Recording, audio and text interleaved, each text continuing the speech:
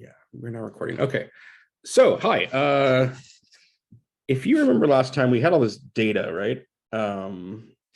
So I put it together. I went through, I took photos of what we had. And so I put all this data together. And so if you remember this, we were trying to figure out the slope of, basically the directional derivative. So the slope, we're on some surface. The surface was x squared plus y squared. We were at a specific point. The point was -1, 3. We found sort of the tangent plane or / the differential at that point, and then we could use that to compute the slope in any direction. I'll go back. I'm going to go to the iPad and write stuff down. I'll go back to that and write it all down. But we were just, so you guys remember we went to the boards and you picked a bunch of different directions and you computed both the slope. So the slope is the second number.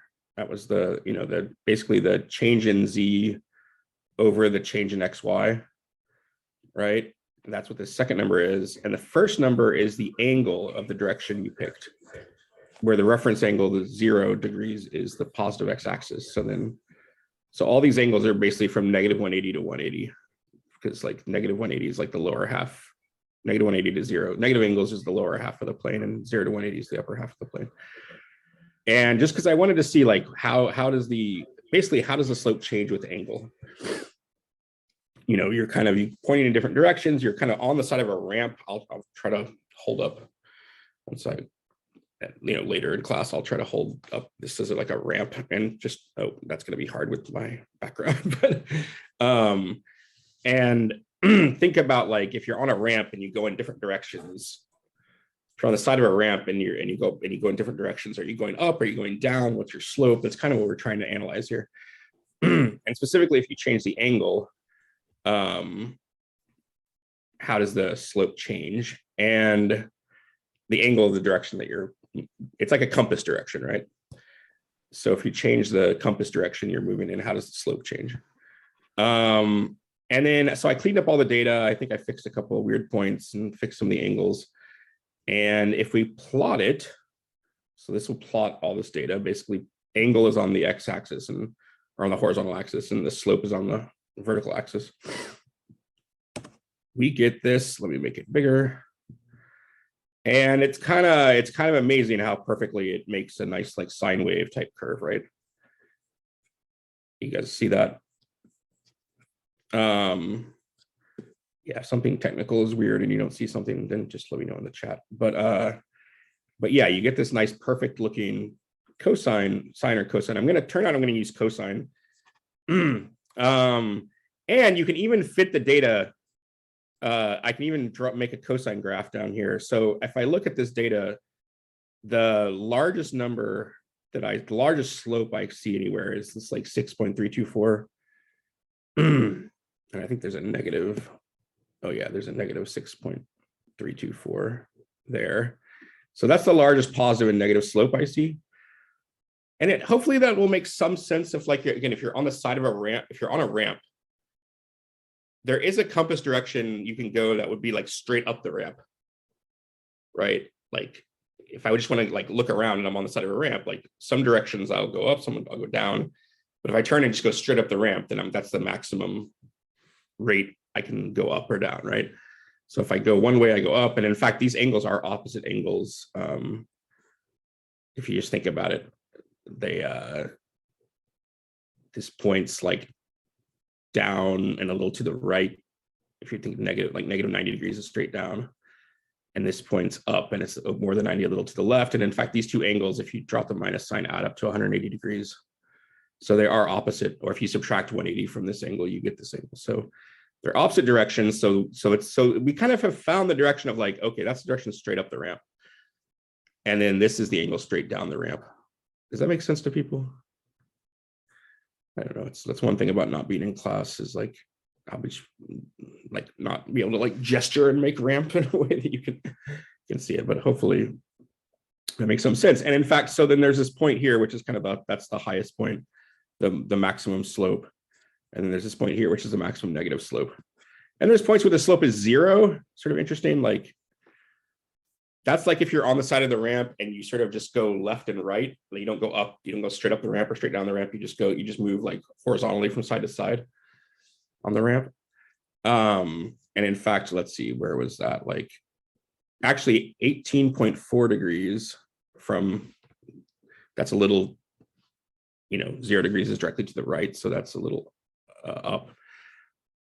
Notice, by the way, that is exactly 90 degrees off from this, from the maximum. This was the maximum slope that we found. This is exactly 90 degrees off from that. That is not an accident. Same thing with this one. Like this was the maximum negative slope. This is 90 degrees off from that. I mean, I guess it's 90 degrees off from both, but so because if you're going to go, if you're pointing in a direction that you're going to go straight up the ramp, then I think hopefully it makes sense that if you turn 90 degrees to the right or left and go, you're just going to go along the ramp, and you're not going to be going up or down. Maybe that makes sense. Hopefully. I'll probably say all this on Monday when we're back together in person also, just to make sure everyone is on the same page. But anyway, so there's some interesting stuff going on here that like, I mean, it also makes sense that if you're going to have, if this is going to be like a cosine curve or a sine curve, that this point and this point are 90 degrees off from each other, right? Like this height, like these two are 180 degrees off, or pi off on the graph. And then this point and is halfway between them. So hopefully all that makes sense from just your knowledge of trig. So I put that maximum slope here, that 6.324, because that's the amplitude I want for my cosine curve, right? Cosine usually is between -1 and 1, but that would be a very small, that would just be a small graph. But then, so I stretch it vertically by this factor of 6.324. This pi over 180 is just to convert back between degrees and radians. And now, and also this angle, I want to shift it to the right 108.4 degrees, because that's was this angle up here, this 108.4 degrees. So if I want to shift the graph, so the normal cosine graph would be up like this, and I want to shift it to the right. So this should fit perfectly the data. And if I do both, then yes, I mean, it's really perfect. If we were actually measuring something in the real world, this would be too perfect. You would argue that the scientists were forging their data, because data never fits a curve this nicely. But since this is just we're actually computing things abstractly, then it makes sense that this would fit perfectly. Okay, so it's interesting, right? So there's this like, it fits this cosine graph, which is just kind of strange. And I want to explain that, like where that comes from. Like, in fact, it's connected to stuff we've already thought about. If you remember, where have we seen cosine recently? That was in a dot product, right? And I claim that our formula for the directional derivative, we can actually reinterpret as a dot product. And so that's going to be the next thing. But here you can really see why you might expect that, because the data really does fit a cosine graph kind of perfectly. Any questions about any of this? I don't see anything in the chat besides the greetings from 2 minutes ago. Or, feel free to speak up if someone has a question. Anyways, I find this very compelling, so let me go switch to the iPad.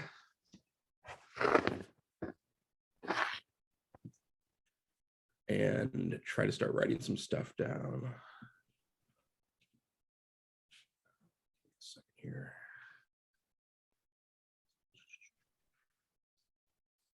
Okay. Everybody can see this. Thumbs up from anybody. Only a few people with good cameras. Okay, thank you. Yeah, so let's remind ourselves what we were doing, right? How we're computing these numbers, right? So this was, we were looking at a specific example. the function x squared plus y squared at the point -1, 3, I think. And we had that, you know, f sub x in general is 2x, partial y is 2y. So the partial x at the point we care about is -2. The partial y,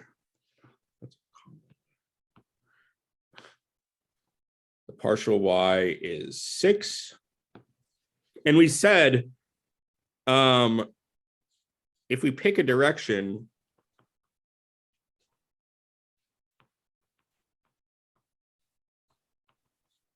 and I called it sort of like dxi plus dyj, right? I said, let's just think about, we're changing, if we pick a direction to leave our point,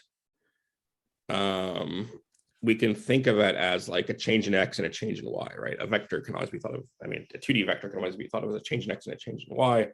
That's the dx and the dy. So we're leaving the point -1, 3. And we follow the tangent plane.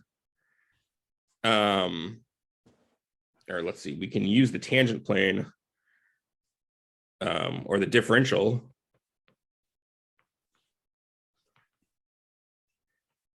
The tangent plane / differential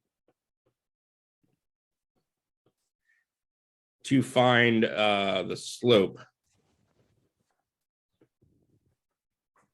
in that direction, right? Because if we want the exact slope, we want to follow the tangent plane, the exact directional derivative, just like we'd follow the tangent line if we go down a dimension.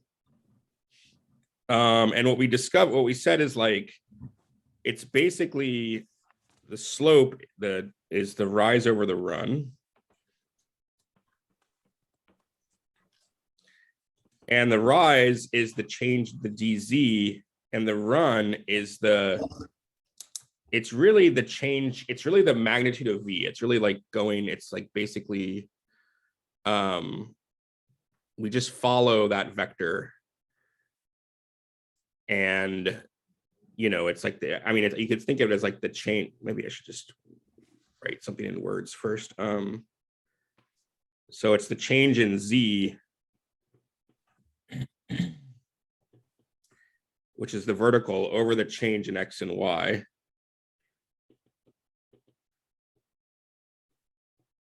It's really like some sort of change of both, right? And here the change in z is given by this dz that's going to come from the differential of the tangent plane. And the change in y is going to be the actual, like the, you know, if we change by dx, and if we move in the xy plane by dx and dy, then it's this magnitude right there, right? And in general, that's, we can use the differential to say that's the same thing as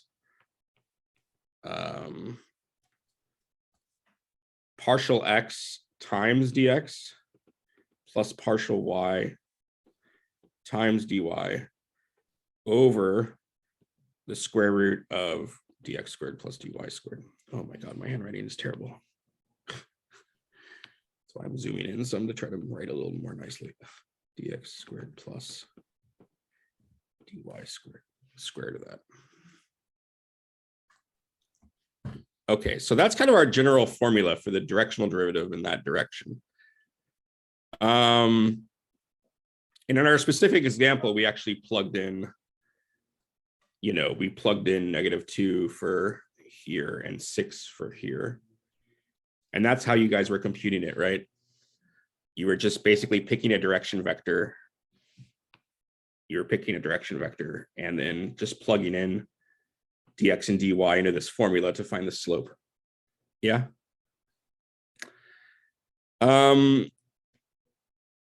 But in general, I guess the thing I want to notice is we sort of saw this when we were looking at the equations of planes, that sometimes we can recognize something as a dot product.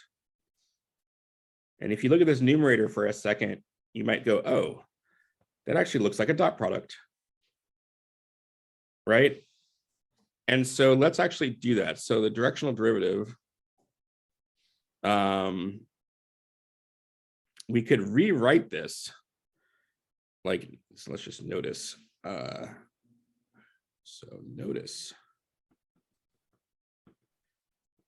This looks like a dot product.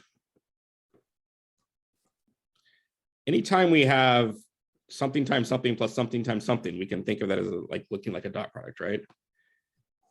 So it's like this times this plus this times this. And so we can think of it as a vector made up of these two things dotted with a vector made up of these two things. Yeah. So let's actually do that. Let's actually factor this at the numerator as, partial xi plus partial yj dotted with dxi plus dyj. And then we still have the over square root of dx squared plus dy squared, right? Like that. Now, okay, some things should become apparent. This right here is our v vector. This down here is the magnitude of v. We could have said that earlier. It's the magnitude of v. And this right here is a little bit weird, but it has a name. It's this idea of like making a vector whose components are the partial derivatives. It's not such a strange idea. Like when we're in two dimensions, when we have a function of two variables, we have two partial derivatives, f sub x and f sub y. We could make a vector out of those. When we have a function of three variables, we have three partial derivatives, partial x, partial y, partial z. We could imagine making a vector out of those. This has a special name. This is called, that purple is a little, it's hard to read. Let's go back to yellow. This has a special name. This is called the gradient. And we're going to actually be studying these. This is called the gradient of f. It's a vector. But it's a special vector you can make up out of the partials, right? And then a few more things. We could group this together like v divided by its magnitude, right? So let me just do that. I'm going to keep going with this sort of argument and say we could rewrite this as the partial x, the partial x times I plus the partial y times j dotted with v over the magnitude of v. Right? What do we know about this vector right here? All right, we've heard from these guys. Let's maybe give somebody else over here a chance. How about a location? Let's go with a location. Somebody is unmuted, and if I can hear something coming through. Okay, I heard Starbucks. I don't know what's going on, but somebody is unmuted and needs to mute themselves.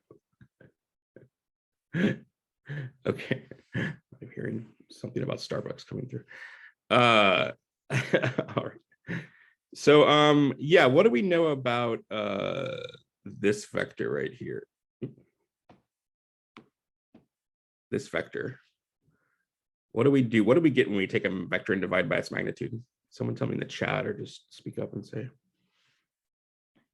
It's a unit vector. It's a unit vector, exactly. So this is a unit vector. And actually, I want to say that this is a good thing that it's a unit vector, because when we picked a direction to move in, and in fact, some of you did this.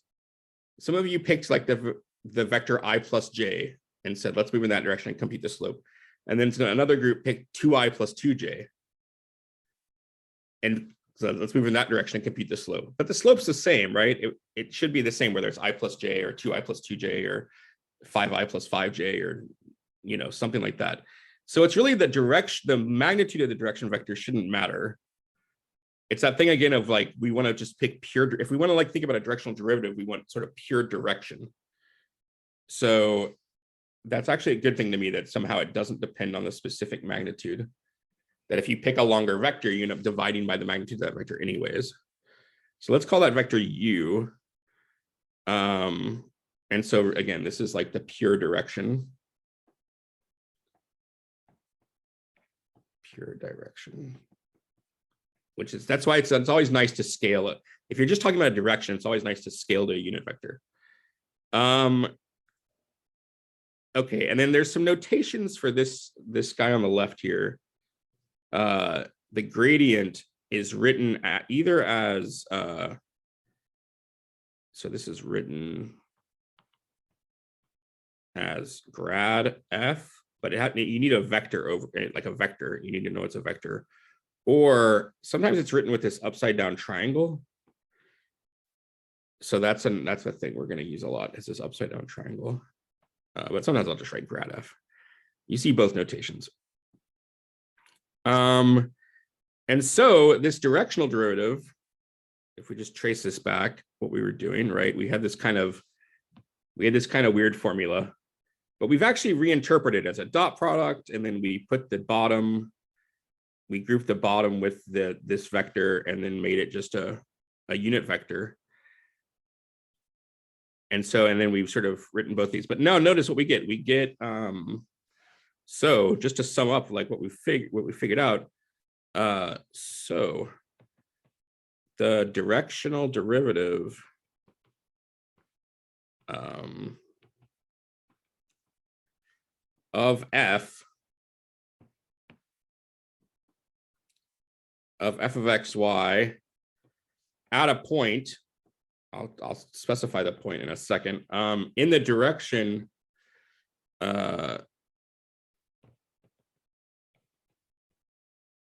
u, now I'm using this unit vector, equals the gradient of f dotted with u. And this is kind of amazing, this formula right here, that this is like a formula for the directional derivative.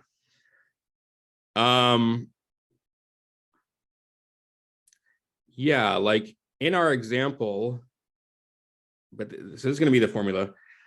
Let me just say in our example, just to try to make this a little more concrete. We were at the point p was -1, 3. The gradient of f in general was the vector 2xi plus 2yj, right? Because those were the partials of the function x squared plus y squared. And so the gradient of f at -1, 3 is actually a specific vector -2i plus 6j. Just plugging in -1 and 3 for x and y. Right, I'm just plugging -1 in here and 3 there.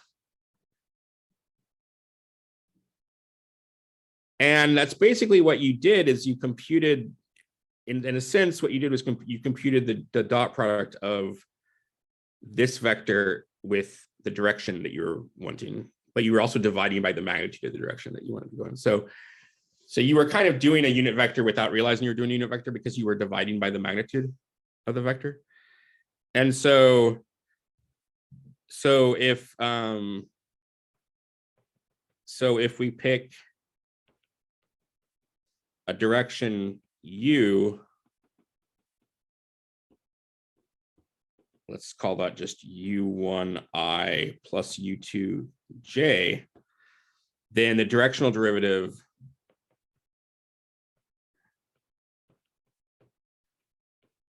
abbreviating that. There's going to be a notation I'm going to show you in a second. Is just negative 2i plus 6j dotted with u1i plus u2j. And so actually you just get negative 2 u1 plus 6 u2. Right, so there's actually just a nice formula. As long as you found a unit vector, remember this has to be a unit vector.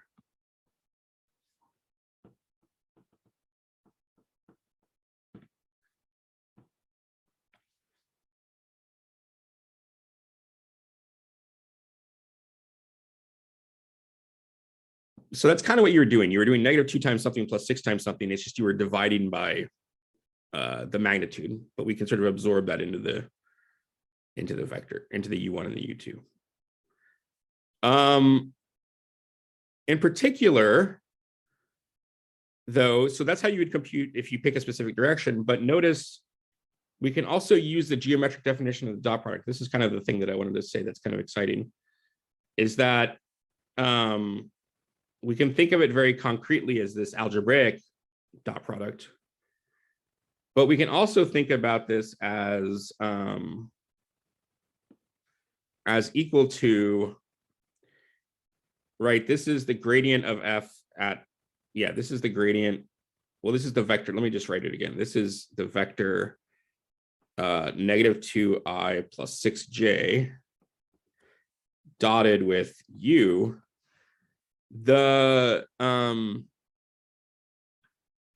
The geometric definition of the dot product says this would be the magnitude of negative 2i plus 6j times the magnitude of u times the cosine of the angle between them. And there's your cosine. That's where the cosine comes in. That's why we got that cosine shape. We also know that this is a unit vector, so that this length is 1. And this right here is the square root of negative 2 squared plus 6 squared. This is the square root of 4 plus 36 is square root of 40 times cosine of theta. Do you know what the square root of 40 is? Well, we could ask a computer, but where was my direction? Where was my Mathematica? Let me go back to this for a second. We had this number here that was the maximum slope that we saw. Right? The 6.324. Let me just do it here. Let's see. I have to ask it for, oh, sorry, this is tiny.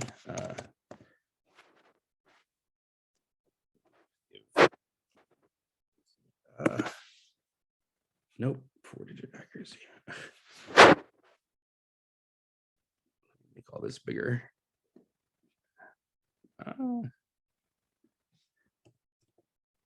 That was the, no, oh, okay, well, it's giving me something. It's giving me a lot more data than I wanted, but there it is. There's the 6.324. So that actually explains where that number was coming from. That's kind of amazing, right? This is actually, we had the square root of 40 times cosine theta, but that's exactly what we graphed here, was the square root of 40 times cosine. We did shift it.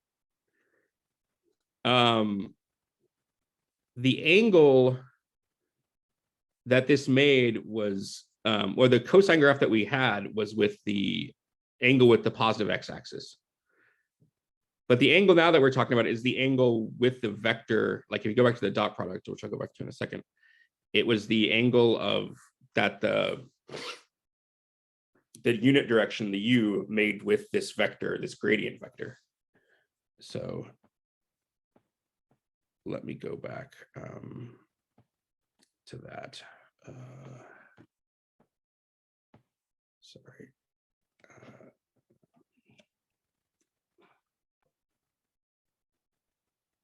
Yeah, this was the 6.324. 6.324 times cosine of theta, where theta is now the angle. It's not the angle we were looking at before, because before we were looking at the angle with the positive x-axis. This is the angle with, this is the angle between the gradient, which is this negative 2i plus 6j, and u. F and u. So that's why that's why the angle is a little different. In fact, if you look at this angle, if I sort of plot this, if I think about the gradient in this picture, the gradient points minus 2i plus 6j, right?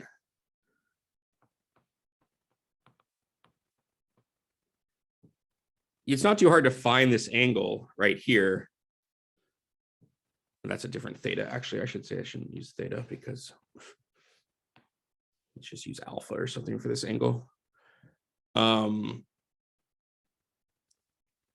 This alpha is the arctan of -3, which actually, it's, I mentioned this in class, that arctan gives you the angle between -90 and 90. So I'm going to just add 180 to this. And if you do this, you actually get that 108 point, whatever it was. Point whatever. That was that angle. So that actually explains where that minus 108 came from in the formula. Sorry, let me just go back to that just for a second. Oops, what did I just do? Oh no, there it is. Okay.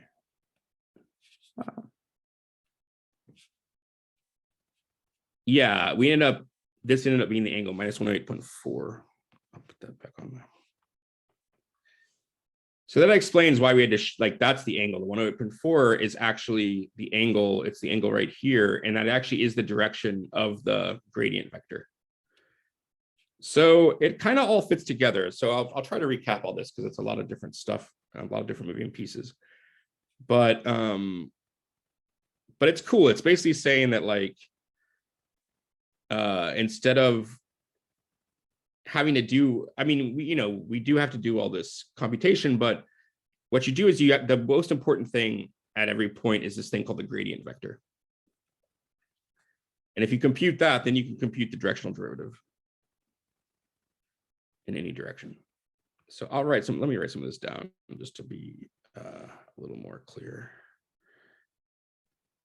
Hopefully, because I was trying to go back and forth between the example and the, yeah, but this to me this is exciting, because it just explains what we saw in the phenomena with why it's a cosine graph, where that 6.324 came from. It's actually the magnitude. This is the magnitude of the gradient.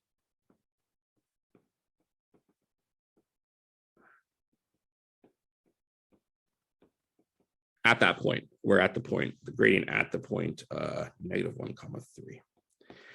Okay. So in general, we sort of found this long way. I kind of took the long way around, because I didn't want to just tell you this formula, because it's kind of a random formula.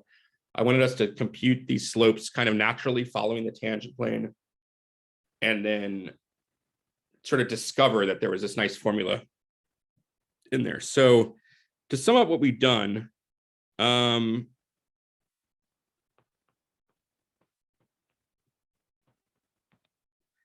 so given a function f of xy at a point P, the directional derivative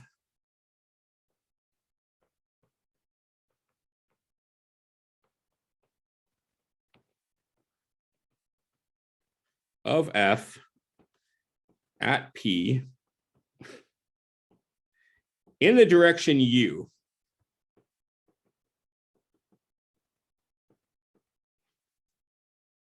is actually, so there's a nice notation. There's a notation people use, which is FU. I always enjoy that. FU at P. And it's basically the gradient of F at P, which is that specific vector, dotted with U. That's sort of the upshot of what we've discovered here. So like I said, in the specific case that we had with x squared plus y squared, that was where we got the negative 2i plus 6j vector, right? And then we sort of use this notation, just f sub the direction vector we care about. So some specific cases, by the way, just to see that this makes sense, there's some sanity check things you always want to do, is like, does this agree with like the partial x and partial y? So some specific cases.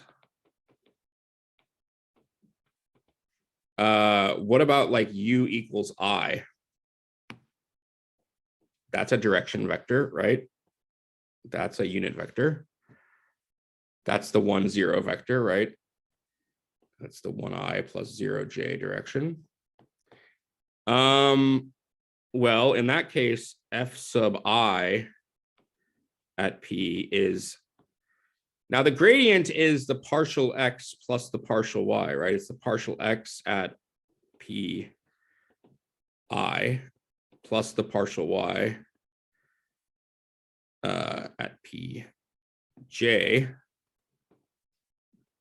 dotted with I, right? Dotted with 1i plus 0j. Write some stuff better. Sorry.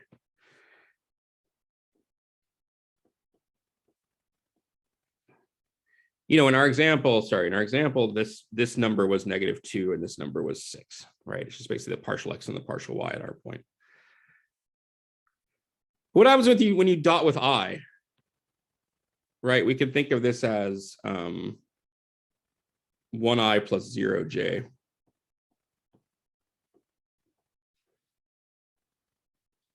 What do you get when you dot these two vectors together? Just algebraic definition of dot product.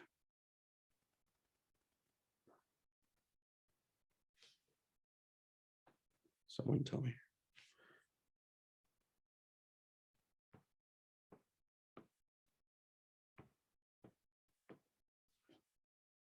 Right, what do you get if you actually just write this out?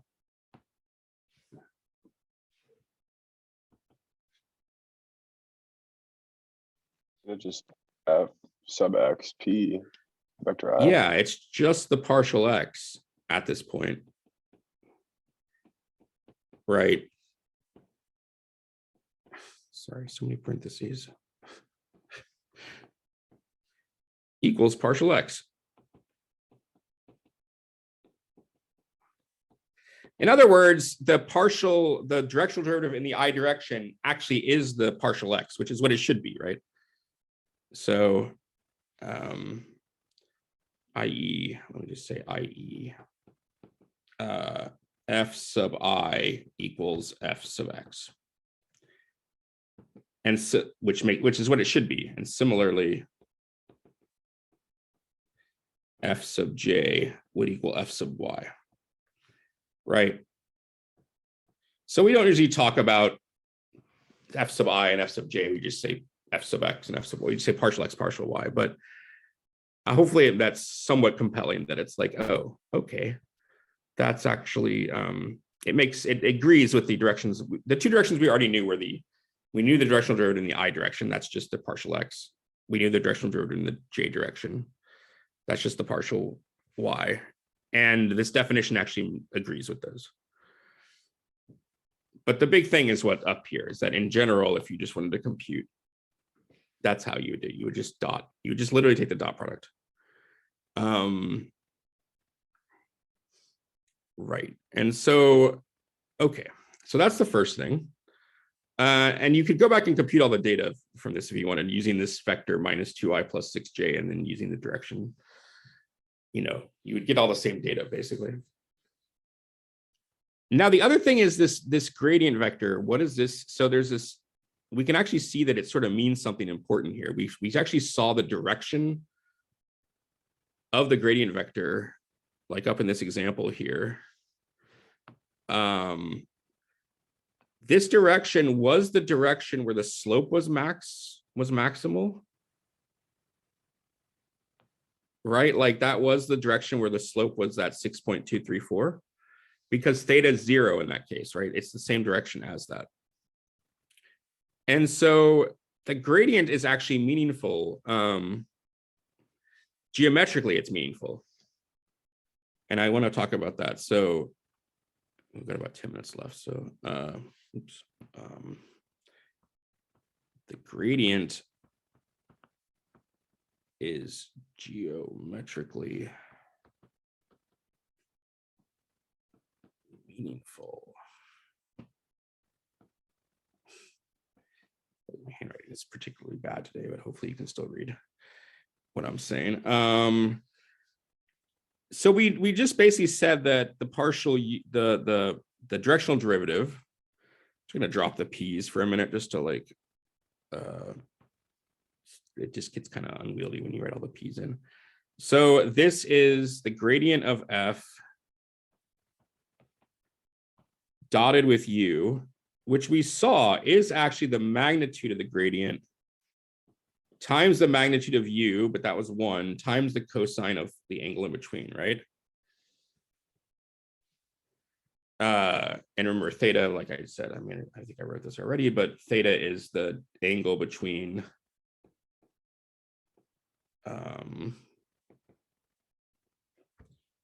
u and the gradient. But notice what this means. This means that like this number right here is always between -1 and 1, right? Cosines between -1 and 1. So this actually tells you what the maximum directional derivative is. Because, yeah, this is always like less than or equal to just the magnitude of the gradient. So in other words,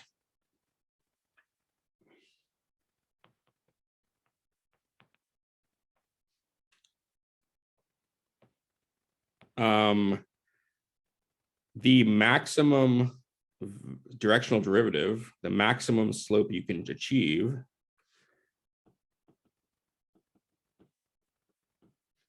oh, hello, is the magnitude of the gradient at that point. That's what we saw the square root of 40, right? In the example that we had, the square root of 40 was that magnitude of the vector minus 2i plus 6j. And that was the maximum directional derivative. And moreover, if we look back up here, this is gonna equal 1 exactly when theta is 0, right? When theta is 0, you're gonna get 1. And so moreover, the direction it's achieved is the same direction as the gradient.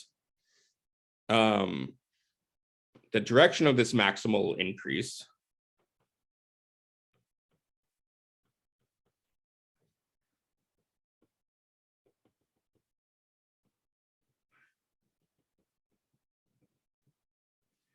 is the direction of the gradient.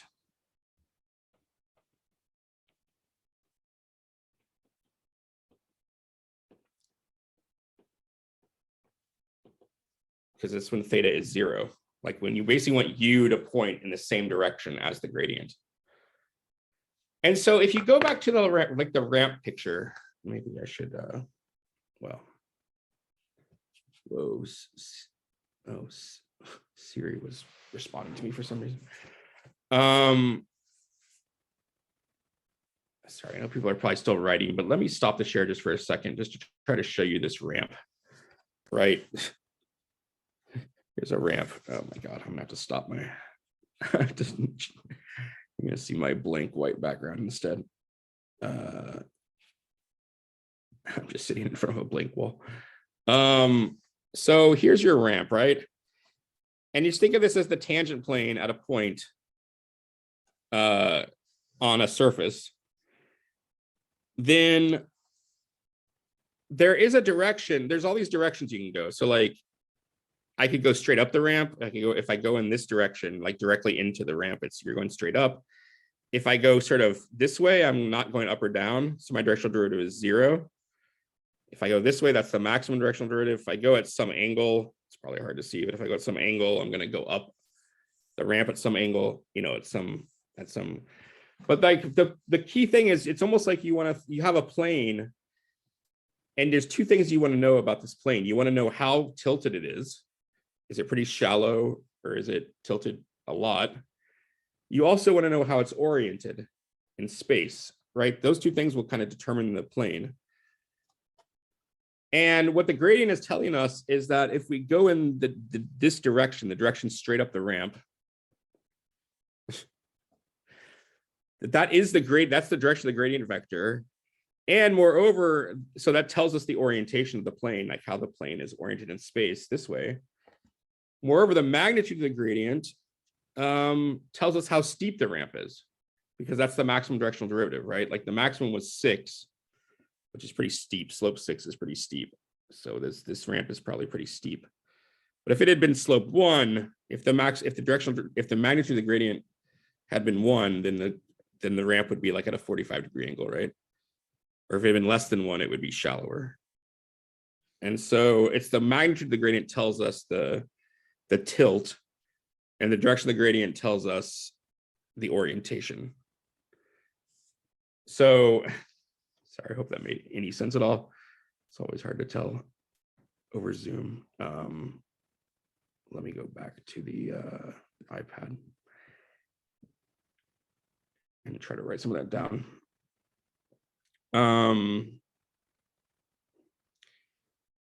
Yeah, I mean, that's kind of what I'm saying here. I sort of did write some of it down already. But basically it's like, yeah, this was like the tilt of the tangent plane.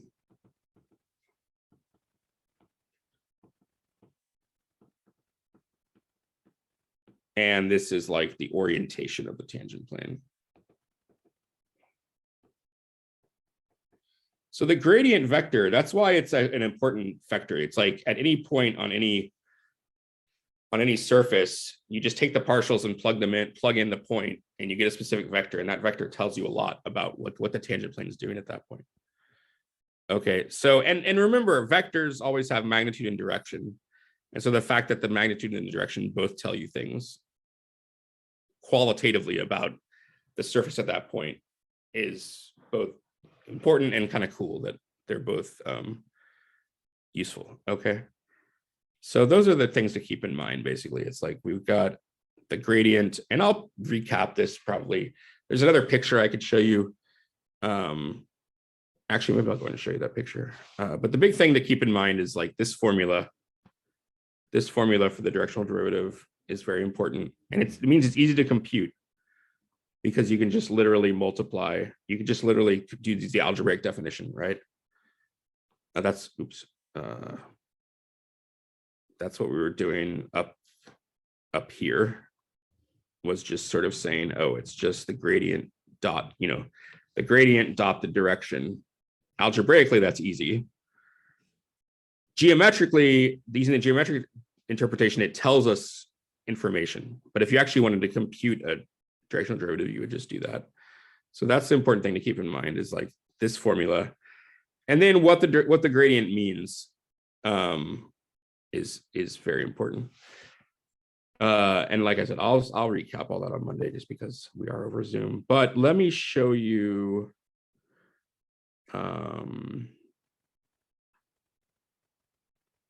one picture that's from the book, and that's sort of nice. Wait, I'm on the wrong Chrome tab, but that's okay. Sorry. Yeah, under the handouts. Yeah, here was the data, and then this picture is very nice. which it sort of tells you what the gradient is doing, right? Maximal FU. If you go in the direction of the gradient, you get the maximal FU, maximal directional derivative. If you go the opposite direction, you get the maximum negative or the minimum, right? That would be the negative 6 point whatever in our example. If you go at angles 90 degrees, if you want to head from this point, basically think of this U as being a spinner that you could point in any direction. So if you point the U in this direction,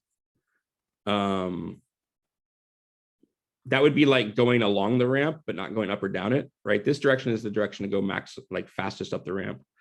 This direction is the direction to go fastest down the ramp. And if you go at right angles to those directions, you'll just kind of stay at the same height on the ramp. And so, and it's because cosine of pi over 2 is 0. So in that formula, would we be getting 0?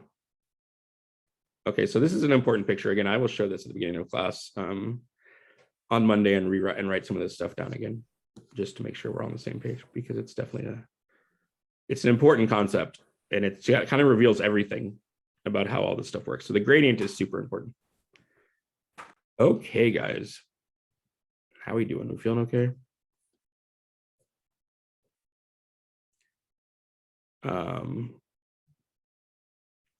I know that was very exciting, and you guys are having trouble even processing what you just saw. But all right, so that's it for today. Like I said, I'll send you the test later this afternoon with full instructions, and yeah, and then I'll have office hours and stuff. Well, I guess it's kind of hard to ask me questions. If you see something, I'll try to be paying attention, because you're going to open the test and have this like 4-hour window. So if you open it and you see something very wonky with like a type that you think is a typo or something, just email me and I'll try to be paying attention. Of course, if you're taking the test in the middle of the night, I might not see it, but sorry, somebody asked me to post notes on the website. Oh, from today. Oh yeah. Oh, yes, I can post the thank you. Somebody asked about if I can post the iPad notes. And I'll post the recording also. But none of this is on the test, by the way, also. Right. This is all stuff that will be on homework like for next Friday after you've done the test. Okay, so all right, everyone. I have office hours now. I'll switch over to Gather if anybody wants to come to office hours, but otherwise we're done. All right, everyone, have a good one.